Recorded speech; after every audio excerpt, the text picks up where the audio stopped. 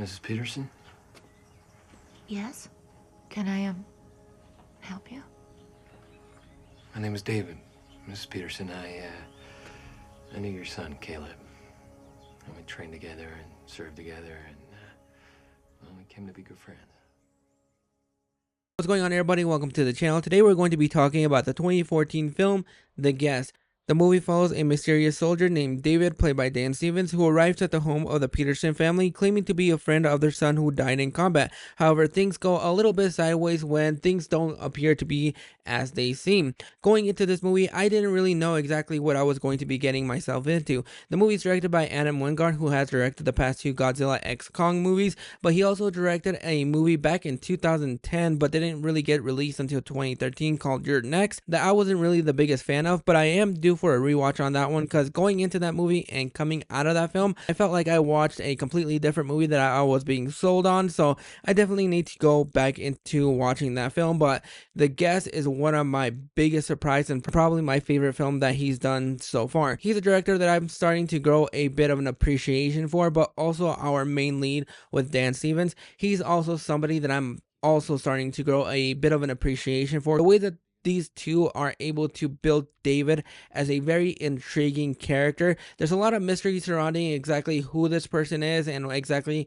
why he decided to target this house. And what Adam Wingard was able to do with this movie is get you on board with this mystery while also injecting some dark humor in this movie. It's not a full-blown comedy or anything like that, but it is a suspenseful thriller from beginning to end. You're trying to figure out exactly what's going on with this character, whether or not he's stable or not, and the way that Dan Stevens was able to portray this character with a lot of mystery and intrigue. He's very charismatic, that if I was in this situation, I would definitely be letting him in also, because he's just so charismatic, he's very handsome, and just the way that he goes around with just surrounding himself with this family, trying to be buddy with everybody, but also hiding a bit of a dark past, is also something that I was really intrigued with, and it's what really kept this movie afloat for me. Also with the way that Adam Wingard was able to direct this movie while also hiding a lot of things and not revealing a lot of answers to who David is and where he's coming from. When you have a thriller like this, you need to get the audience on board with this character, with this mystery, and trying to give us some answers while also not pushing all the answers up forward, so that you can also be surprised with the answers. And I think I was about 5% on with how the movie was going to be ending.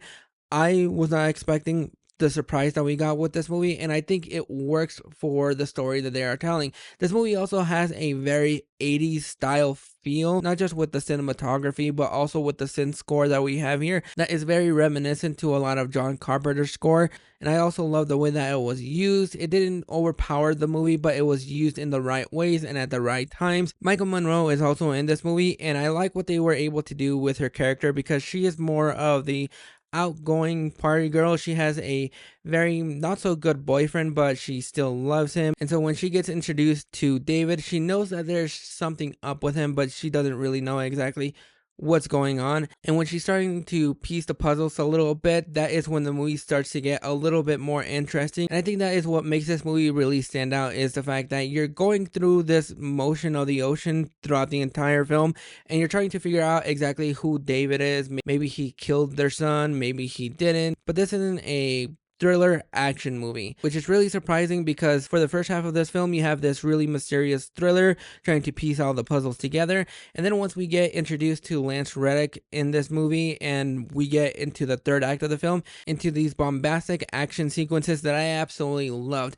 Once we get into that third act, that is when everything starts to ramp up. You start to get a little bit more interested in everything that's going on. So I really enjoyed how Adam Wingard was able to inject a lot of different tones in this movie. You have a bit of a dark comedy, you have a bit of a thriller, and then in the third act you have a bit of a action movie. So having all that combined while also having this mystery built around this character is what makes this movie really stand out to me as probably a really enjoyable time. I probably don't love it as much as a lot of people, but it's still really entertaining, and it's really a huge surprise because I didn't know what I was going to be expecting going into this movie, but I came out having a really good time and a big smile on my face. But those are my thoughts on The Guest. Have you guys checked it out, or what's an underrated thriller that you guys think is going under the radar and deserves a lot more love? Drop those thoughts in the comments below, and I'll catch you guys for the next video.